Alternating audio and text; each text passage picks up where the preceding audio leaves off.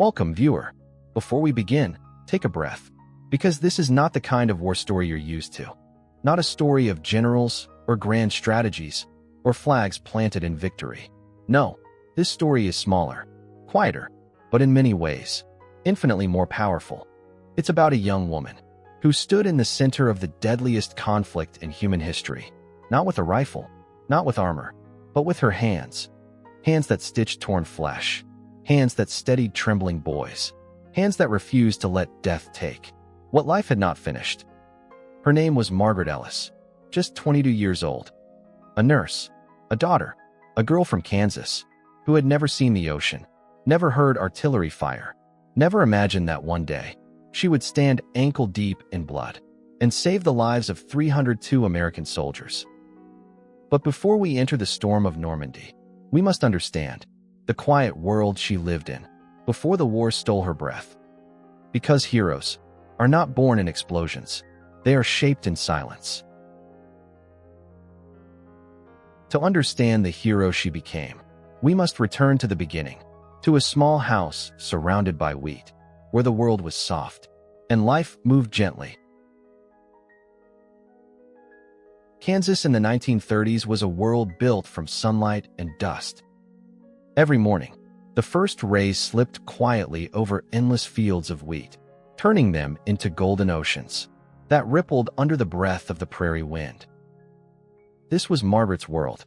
She grew up in a modest white farmhouse, with chipped paint, a porch that creaked under bare feet, and a windmill that complained loudly whenever storms approached. Her mother was gentle and practical, the kind of woman who could bake bread, bandage a bruise, and soothe a crying child without ever raising her voice. Her father was a quiet man who believed that hard work was the closest thing to truth in this world.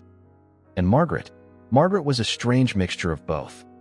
She spent her childhood helping deliver baby goats, mending torn quilts, and rescuing small birds that crashed into the windows when storms rolled in.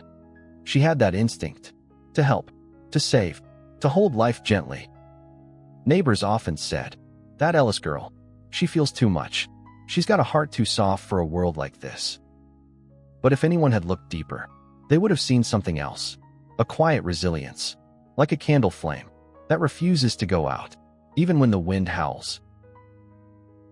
But peaceful worlds do not stay peaceful forever, and soon, news would arrive that would break the stillness of Kansas and pull Margaret toward a destiny she never asked for. The day Pearl Harbor was attacked, Margaret was sewing a tear in her only good dress. The radio interrupted with frantic voices, words that would echo through history. "This is not a drill. Oahu under attack. Multiple explosions. Casualties unknown." Her father's hands froze around his coffee cup. Her mother whispered a prayer, as if speaking too loudly might make things worse. Within hours, Kansas, a place thousands of miles away from war, felt the shock. Men lined up at recruitment tables. Flags appeared on every porch, and fear, a quiet, creeping kind, settled across the farmland. Margaret didn't sleep that night. She thought of all the boys her age, farmhands, students, dreamers, who would soon be far from home, terrified, alone, bleeding. Who would help them? Who would comfort them when the world collapsed?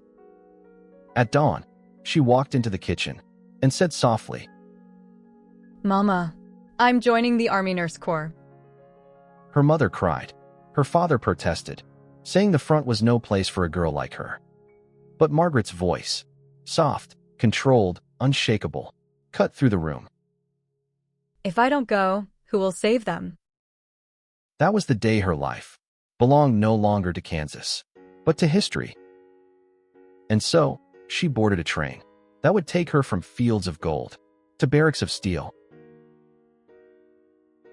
The barracks smelled of metal, disinfectant, and too many people living too close together. Women from all across America, New York, Alabama, California, filled the halls with nervous chatter. And then Margaret saw it. Her uniform, olive drab, stiff, too big, too rough. She slipped it over her head and stared into the mirror. The girl staring back still had freckles across her nose, still had soft features, still had eyes full of mercy. But behind that softness was something harder, something forged in quiet conviction. A fellow nurse walked past, paused, and said, "You don't look like you belong in a war." Margaret smiled faintly. I hope I never do. "But you will." The nurse replied, We all do. and belonging would come quickly. Sweat, blood, exhaustion. Training would carve away her fear and reveal the steel beneath. Training camp was not a classroom. It was a crucible. Nurses learned to lift bodies twice their weight, to stop arterial bleeding with one hand, to perform emergency amputations with only minutes to spare. One drill involved running across a muddy field while carrying a full-grown soldier on their backs. Another required closing wounds in complete darkness, because in the field, there would be no electricity. They practiced in heat. They practiced in rain. They practiced until their fingers cramped and their minds went numb. Then came the day. The instructors brought in real casualties, soldiers injured in a training explosion. The smell of burned skin hit Margaret like a wall. A nurse next to her fainted. Another screamed. Margaret did neither. Her hands shook violently for 2 full seconds. Then, as she placed her palms on a soldier's bleeding chest, they steadied. She whispered, "It's okay. I've got you. I've got you." The surgeons watched her. One leaned in and muttered, "That girl, she's got the hands of an angel and the will of a fighter." Margaret didn't hear it. She was too busy learning how to pull men back from the edge. But nothing, not even this grueling training, could prepare her for the nightmare waiting across the ocean. The Atlantic was not blue that week. It was black, a shifting, foaming abyss that tossed the troop ship around like a toy forgotten in a bathtub. For many nurses, this was their first time at sea, and the ocean showed no mercy. Wind hammered the decks so violently that sailors tied ropes along walkways so people wouldn't be blown overboard. Rain came sideways, not falling, but slicing through the air like sheets of liquid glass. Margaret stood on the upper deck, knuckles white against the cold metal railing. Each wave rose higher than the last, towering like a dark mountain that threatened to swallow the ship whole. A nurse from Brooklyn staggered beside her, retching over the edge. Another clung to a lifeboat, muttering prayers into the storm. But Margaret, she kept her eyes open. She watched the horizon, the way someone watches a dangerous animal, with fear, yes, but also with a peculiar kind of respect. Because she understood something most others didn't. This ocean wasn't trying to kill them. It was testing them. It was asking, "Are you sure? Are you sure you want to step into a war that already swallowed whole generations? Are you sure you want to hold dying men who call out for mothers you've never met? Are you sure you want to carry the weight of lives you might never be able to save?" Margaret did not answer aloud, but she did not look away either. A sailor approached her, coat soaked through, face streaked with rain. "Miss, you should get below deck. It's dangerous up here." She shook her head. "I need to see where I'm going." The sailor hesitated, studied her expression, that quiet strength, that unspoken resolve. "You're one of the nurses?" "Yes." He nodded. "The boys over there, they'll be lucky to have you." Margaret didn't respond. She simply kept staring into the storm, letting the raw fury of the Atlantic prepare her for the much greater storm waiting on the shores of Normandy. And when the ship finally reached France, the storm did not quiet. It changed shape. It became fire. The moment Margaret stepped off the ship, the air tasted like metal and grief. The field hospital was only a few miles inland, close enough to hear artillery thunder. Every hour, every minute, every second. The medical tents were overflowing, canvas walls strained. Under the weight of chaos, men on stretchers lay in rows that seemed endless. A tapestry of torn uniforms, burned skin, shattered limbs, blood soaked into the earth so deeply that the ground itself turned dark. Margaret's first hour in Normandy felt like an entire lifetime. A stretcher slammed onto a table beside her. A medic showed up. Through gunshot to the abdomen. Pressure's dropping. She grabbed gauze, her hands moving faster than thought. Instinct taking over. The soldier screamed. A raw, animal sound, ripped from the throat of someone too young to understand what dying really meant. Another nurse tapped her shoulder. Ellis, we need hands here. This one's arterial. She turned and saw more blood than any 22-year-old should ever have to see. Smoke drifted into the tent. From explosions outside, the ground shook. Surgical tools rattled on metal trays. Everywhere she looked, death. Everywhere she moved, men slipping toward it. Margaret worked until her vision blurred. She worked until her knees trembled. She worked until every sound blended together. Groans, cries, orders, explosions. Into a single, relentless roar. By sunrise, her uniform was stained, in shades of red she never knew existed. But she kept going, because in that place, in that storm, there was no choice. There was only life or death, and she refused, utterly refused, to let death win without a fight. But courage does not make you invincible, and on her second night in Normandy, Margaret faced the first loss that would haunt her for years. He was young, 17, maybe 18, barely old enough to shave. A piece of shrapnel had torn through his lung and lodged near his spine. The surgeons worked on him for 2 hours. Margaret stood beside him the whole time, pressing gauze, holding pressure, whispering warmth into the cold air around him. When the surgeons finally stepped back, one shook his head. "We've done all we can." The boy's breath rattled, like old paper in the wind. He opened his eyes, green, frightened, too alive to be dying. "Am I gonna make it?" he whispered. Margaret swallowed. Her rule, her one rule, was never to lie, but the truth, in this moment, would break him. So she did what she had learned to do. When the world offered no mercy, she squeezed his hand, gently, steadily, silently. His lips trembled. "Can you stay with me? Just until." Margaret nodded. His breathing slowed, then stopped, just stopped. Margaret lowered her head, closed his eyes with 2 trembling fingers, folded his dog tags into his palm. Then she stood up and walked to the next stretcher. No tears, no pause, because the war did not grant permission to grieve. And so Margaret adopted something that would keep her alive, not a weapon, but a rule made of silence. The human brain can drown in noise, screams, explosions, metal against metal, men begging for mothers who were thousands of miles away. So Margaret chose silence, not the absence of sound, but the discipline to center herself within the storm. She stopped responding verbally during operations. She communicated through touch, through motion, through instinct. Doctors learned to read her expressions. Medics learned to trust her hands. A surgeon once said, "Ellis doesn't work with the chaos. She works around it." Another replied, "No, she works through it." Every time she stitched a wound, every time she held pressure on an artery, every time she whispered silent strength into a dying man's ear, the rule became clearer. Silence was not weakness. It was control. It was survival. It was how she kept fear from seeping into her fingers.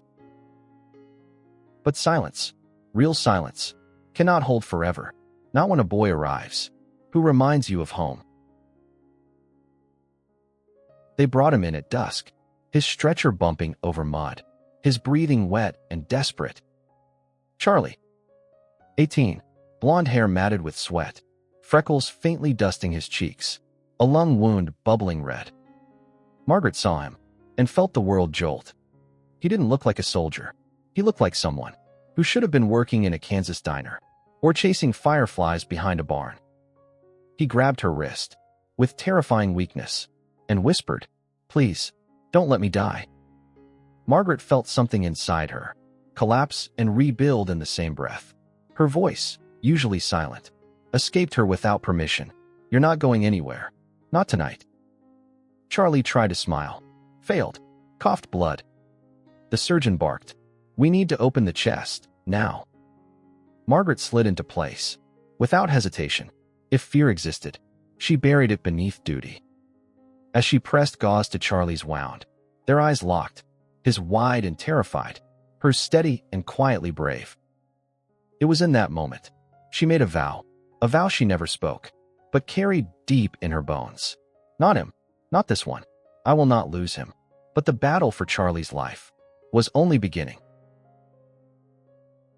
And to save him, Margaret would soon have to hold his very heartbeat in her trembling hands. The surgical corner of the field tent became a world of its own, a small island of trembling lantern light, surrounded by a sea of shadows, groans, and distant booming thunder. Margaret stood over Charlie, as if guarding the last warm ember in a world gone cold. Doctors worked fast. Metal tools clattered. Morphine needles glinted. Blood pooled in shallow trays and soaked into the wooden plank beneath the cot. Charlie's breaths were shallow, desperate, wet, each one sounding like torn cloth, being pulled apart from inside his chest. Clamp the artery. He's losing pressure. Move, move, move. Margaret didn't flinch. Her hands, small, delicate, hands once used to mend quilts in Kansas, slid into his wound with surgical precision. Warm blood flooded over her fingers. She felt the artery pulsing chaotically, like a frightened animal thrashing beneath her touch. A young medic gagged at the sight. Another stepped back, trembling. But Margaret leaned closer, voice soft enough to exist only between her and Charlie. "You stay with me. Do you hear me? Stay awake." Charlie's eyelids fluttered. His lips parted, trying to form a word, any word, but pain drowned the sound. The surgeon beside her muttered, "We're losing him. He's slipping." "Ellis," another hissed. "If we don't get that artery now, he's gone." Margaret closed her eyes for half a second, letting everything fall away. The screams, the shaking ground, the smell of death. She focused only on her fingers, and then she found it, a thin, fragile cord of life. Underneath, torn flesh, with a motion so subtle, the surgeon didn't notice at first. She pinched the artery between her thumb and forefinger and held it, as if she were holding the last thread that kept Charlie tied to this world. The surgeon's eyes widened. "Ellis, you've got it. Don't let go. Whatever you do, don't let go." She didn't blink, didn't tremble, didn't breathe. She simply whispered, "I won't." But even the strongest hands cannot stop the moment when life chooses to leave. It happened without warning. 1 second, Charlie was fighting, gasping, trembling, clinging to Margaret's voice, as if it were the last rope dangling from a cliff. The next, his chest stopped moving. The monitor, a battered, unreliable machine, gave one long, piercing tone that seemed to freeze the tent. The surgeon cursed under his breath. The medic dropped a bandage. A nurse pressed her hands to her mouth. "We've lost him. He's gone. Ellis, move on. We can't save them all." Margaret didn't move. Her eyes stayed locked on Charlie's face. Young, soft, still carrying the boyish innocence. War had not yet carved away. No breath, no movement, just stillness. The kind of stillness that steals hope from the air. The surgeon placed a hand on her shoulder. "Ellis, it's over." But Margaret shrugged his hand off, not with anger, but with something deeper. Refusal. Death had taken enough boys from her. It would not take Charlie, not while she still had hands, and heartbeat, and strength left in her bones. She leaned over him, pressing her palms to his sternum. Her whisper cut through the silence. "No, not yet. Charlie, not yet." 1 compression, 2, 5, 10. Her arms burned. Tears blurred her vision. Blood smeared across her sleeves. But her voice, quiet, breaking, unshakably human, pushed through the darkness. "Come back, come back, come back." And in the middle of that battlefield silence, something answered her. For 3 long seconds, nothing moved. Then, / a twitch, barely visible, a ripple beneath her fingertips. The medic gasped. Did you see that?" Margaret leaned closer. eyes wide, tears clinging to her lashes. "Charlie, if you can hear me, fight your way back. Don't make me say goodbye. Not you. Not tonight." His chest rose, weakly, painfully, but unmistakably alive. A wet gasp burst from his lips. The monitor flickered. A faint heartbeat appeared. Irregular, fragile, but real. The entire tent seemed to inhale at once. The surgeon whispered, "Dear God, she brought him back." Margaret didn't smile, didn't collapse, didn't celebrate. She simply adjusted her hands, steadying the weak rhythm of his heart. Her whisper was gentler this time, a thread of hope woven through exhaustion. "Good. That's it. Stay with me. I've got you." But as one life returned, another tide of suffering was already arriving at the tent doors. The night didn't slow down to honor the miracle. War has no interest in miracles. Even as Charlie stabilized, another stretcher crashed onto the next table, then another, then four more. The tent became a conveyor belt of agony. Margaret's arms shook. Her knees nearly buckled. Her gloves tore open at the fingers. Blood seeped through the fabric and warmed her skin. "Ellis, over here. We're losing pressure. Ellis, clamp this now." She moved with the ghostly precision of someone who has left her body behind and operates only on instinct. 50 men came through that night. 50, some crying, some screaming, some whispering prayers, some too quiet to speak at all. Margaret worked until her breath turned shallow, and black spots danced in her vision. A medic forced a canteen into her hands. "Drink, Ellis. You'll pass out." She took one sip, just one, then kept going, because every cry for help was a thread pulling her forward. She didn't speak, didn't rest, didn't think. She simply became the hands that kept the wounded alive when the world was trying its hardest to make them die. And when dawn finally touched Normandy, Margaret stepped outside, not seeking rest, but something else entirely.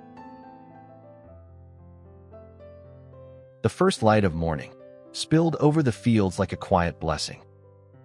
Margaret walked out of the tent, blood stiffening on her uniform, hands trembling with exhaustion. The night wind had died. Birds dared to sing again, but inside her, only silence remained. She looked back at the tent, where dozens of young men slept, with shallow but living breaths. 302 lives she would save in total. She didn't know that number yet, but she felt the weight of every face, every name, every heartbeat. She had pulled back from the edge. A single tear slipped down her cheek, not for herself, for them, for all the mothers who weren't there to hold their sons' hands.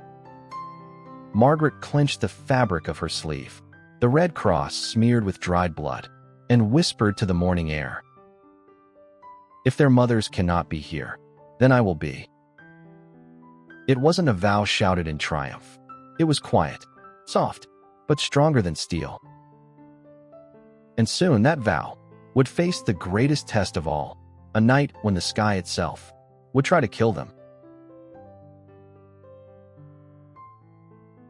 Night in Normandy never truly slept.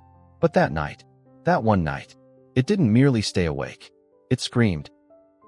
The first hint of danger began as a vibration, a low hum in the distance, the kind that slithers into your bones before your mind can name it.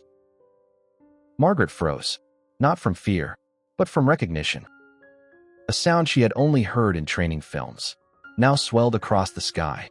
The Luftwaffe, German bombers, coming straight for the medical station. Incoming. Lights out. Everyone down.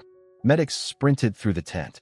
Lanterns were blown out so fast that smoke rose from their wicks. The once chaotic tent fell into a deeper chaos, a darkness so thick it felt like a creature swallowing them whole. And then, the earth boomed, with the weight of the first bomb. The ground heaved upward, glass vials shattered, surgical trays clattered violently, spilling scalpels and retractors like metal rain. A nurse screamed, another dove beneath a table. A surgeon hit the ground, arms over his head. But Margaret didn't run. Because on the stretcher beneath her hands, a young soldier lay with an open chest wound.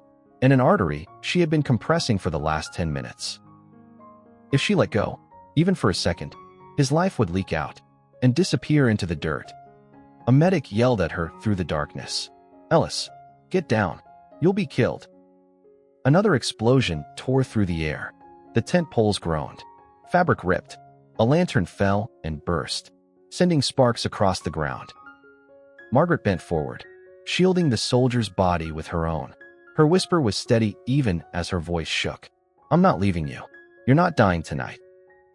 Bomb after bomb fell, each impact a monstrous punch from the sky. The ground buckled again. Dirt showered from above. The entire tent seemed to breathe, in terrified, violent convulsions. But Margaret held on. Her knuckles bled from gripping. Her arms trembled under the weight. Her ears rang with the thunder of destruction. Yet still, she did not move. When the bombing finally stopped, when the last echo faded into hollow silence, the soldier beneath her was still alive, because a 22-year-old nurse had chosen to be braver than the sky trying to kill them. And when the sun finally rose, as if the earth itself was checking who survived, Margaret would hear a voice she had feared would never return. The world after a bombing feels strangely hollow, as if silence comes not to comfort, but to count the dead. The tent was half collapsed. Canvas hung down like broken wings. Smoke drifted in thin, ghostly lines through slits torn by shrapnel. Margaret moved slowly, checking pulses, adjusting bandages, making sure the night's terror didn't steal someone in the aftermath. Her body felt foreign, heavy, bruised, running only on instinct. Then, as she approached a cot near the tent's entrance, a weak, raspy voice rose like a flicker of fire, returning to life. "Ma'am." She froze. Only one person said, "Ma'am," like that, half embarrassed, half hopeful. "Charlie." His eyes were barely open, blue-gray like the morning sky, hazy with pain, but undeniably alive. Margaret dropped to her knees beside him. Her hand instinctively checked his pulse. Stronger than yesterday. Warmer. "You stayed?" His voice cracked. Margaret swallowed the lump in her throat. "I wasn't going to leave you." Charlie tried to smile.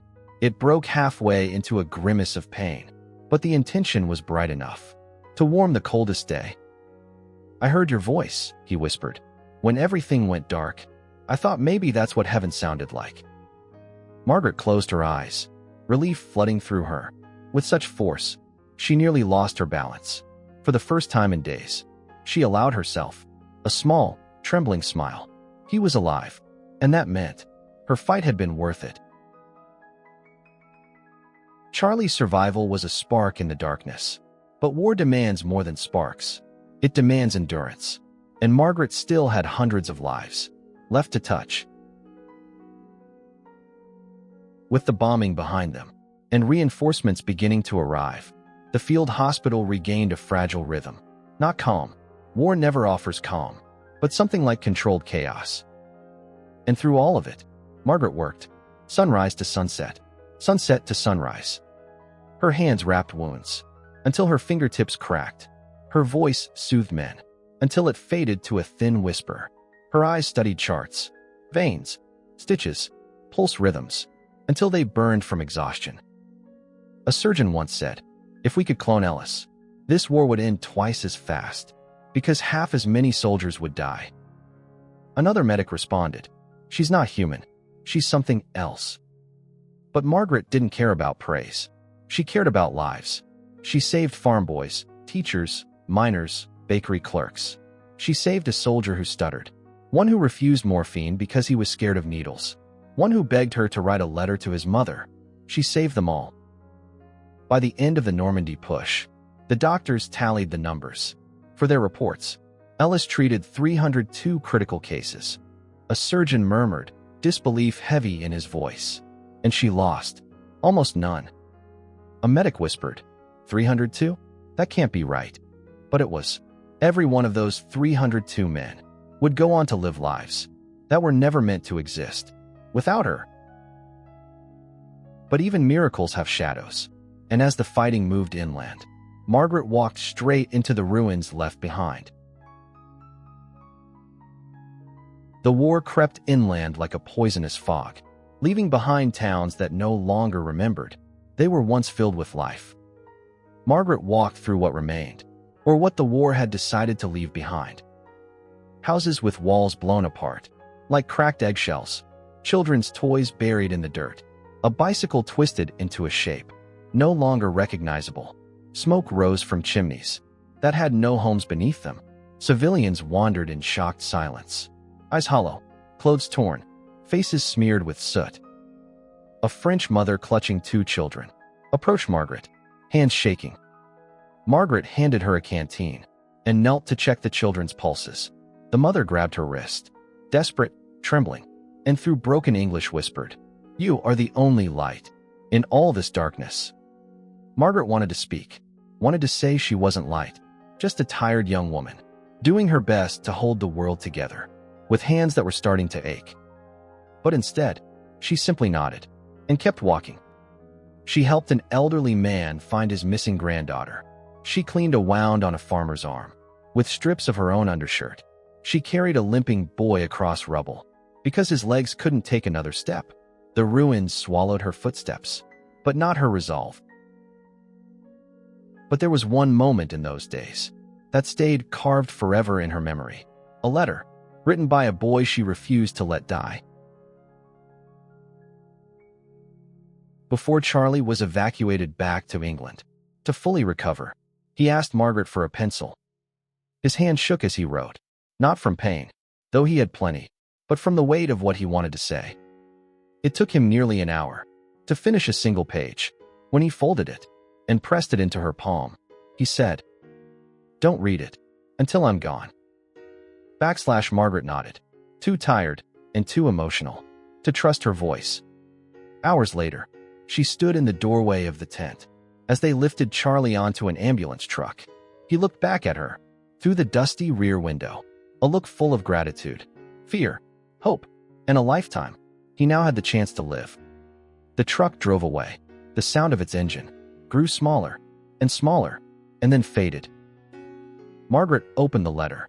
It was handwritten, shaky, uneven, but full of a young man's truth. "Dear Margaret, you don't know me, but I know you saved me. Not just my body, my future, my chance to live long enough, to fall in love, to grow old, to have a family someday. Because of you, I get tomorrow. If you ever doubt your worth, remember me. Remember that because your hands didn't let go, I get to live a whole life. Charlie." Margaret's breath broke. Her legs weakened, and for the first time since the war began, she cried. Not tears of despair, not tears of grief, but tears of release. Tears that washed away some of the weight she had carried alone. And in those tears, Margaret finally found a piece of herself the war had almost taken. War has a way of filling every corner of your mind until you forget what quiet feels like. Not silence, but quiet. The kind that lets you breathe without guilt. The kind that lets you feel without fear of breaking. For weeks after Charlie left, Margaret kept the letter tucked into the breast pocket of her uniform, close enough to feel against her heart when the wind blew the right way. But she didn't read it again. Not right away. She was afraid that opening those words again would shatter the fragile shell she had built around her heart to survive this place. Then one evening, a rare, strangely gentle evening, the world paused. The artillery was distant. The screams were absent. The tent flaps rustled to the rhythm of a soft breeze.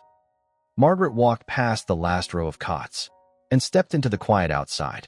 The sky had turned a deep orange gold as the sun sank behind the broken hills of Normandy. Smoke trails curled like slow-moving ghosts across the horizon. She reached into her pocket and unfolded Charlie's letter with fingers that trembled again, not from exhaustion, but from the weight of everything inside her she hadn't allowed to feel.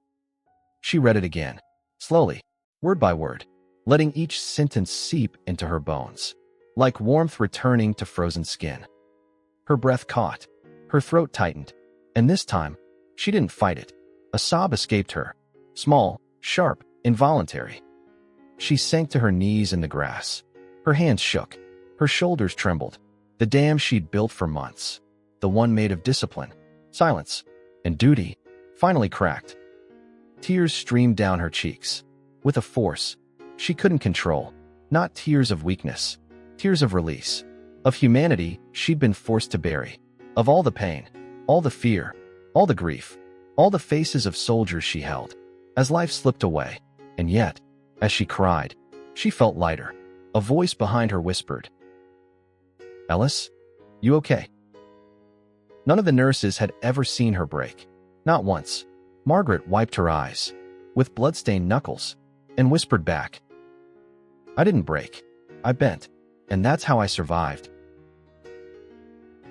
And when the war finally loosened its grip, when the world dared to rebuild, Margaret returned to a place that barely remembered who she used to be.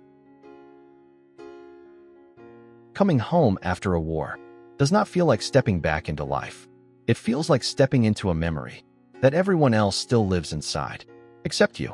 The Kansas train station smelled of coal and wild grass. Families wept as sons returned. Bells rang. Voices laughed. Margaret stepped off the train with a small duffel bag and a heart carrying 1,000 unspoken stories. Her mother cried and held her so tightly that Margaret finally understood what the wounded boys had meant when they whispered, "I want to go home." But Kansas was different now. Or maybe she was. The quiet was too loud. The peace was too sudden. The faces were too clean, too unscarred by death. People gently asked, "Was it terrible? Did you save anyone? Was it as bad as they say?" Margaret would smile politely and say only, "I did my duty." Because how do you explain to someone who sleeps in a soft bed what it feels like to hold a dying boy while bombs shake the earth beneath your feet? She began working at a small clinic. A broken wrist here, a fever there, children with coughs, instead of bullet wounds. For a while, the simplicity soothed her. And yet, every night when she folded her apron, her fingers still ached, with phantom memories of emergency clamps and trembling heartbeats. She lived quietly, worked quietly, carried the war inside her, like a secret. But sometimes, late at night, she would take out Charlie's letter and read it again, under the lamplight, because somehow, those words anchored her. But the past has footsteps, and one day, they found her. It happened on a warm summer afternoon, the kind of day where Kansas wind whispers lazily across the fields, and dust glitters in sunbeams. Margaret was closing the clinic, sweeping the floor in slow, practiced strokes. Then she heard a sound, gravel crunching under tires. She stepped outside and saw a pickup truck rolling slowly toward her. A man stepped out, broad-shouldered, suntanned, walking with a slight limp, as if each step carried a distant echo of pain. He looked older, but his eyes, those blue-gray eyes, held a familiarity that reached across years. "Ma'am," he said, voice cracking. Margaret's breath stopped. "Charlie." He nodded. His smile trembled, not from uncertainty, but from everything he'd carried since the last time he saw her. He walked forward, and before she understood what was happening, he wrapped his arms around her, not like a soldier, not like a patient, but like someone hugging the person who saved their entire future. She stiffened from surprise, then melted into the embrace, arms around him. He pulled back, eyes bright with emotion. "I had to find you," he said. "I promised myself, if I ever walked again, I'd thank the woman who gave me the chance." He reached into his pocket and unfolded a photograph. A young woman, his wife, smiling. A little girl, clutching his leg, with wide, curious eyes. "This is my family," he whispered. "They exist because you didn't let me disappear." Margaret felt her knees weaken. Her hand flew to her mouth. Tears gathered instantly. "Charlie, you deserved a life." He shook his head slowly. "I was given one. By you." And through Charlie, Margaret finally began to understand the magnitude of her own legacy. Margaret never married, not because she was lonely, but because her heart had already lived too many lifetimes. She poured every ounce of herself into the small Kansas clinic. She delivered babies, wrapped sprained ankles, sat with elderly patients who had no one left. She visited the houses of people too poor or too sick to travel, walked through storms with her medical satchel clutched against her chest. She kept no medals, sought no recognition, displayed no photographs from the war. Her legacy lived in the lives around her. The farmer whose arm she saved from a festering infection, the teacher whose son she nursed back to health, the girl who wouldn't stop crying at night until Margaret hummed the same lullabies she used for wounded soldiers. People said, "She's the calm in every storm. If Margaret shows up, everything will be okay. She's small, but she holds up the whole town." But they never knew about the 302 souls whose lives she rescued on foreign soil. Margaret carried that fact quietly, like a book she didn't need to show, because she lived its truth every day. But when her final day came, the world she saved returned to her in a way she never expected.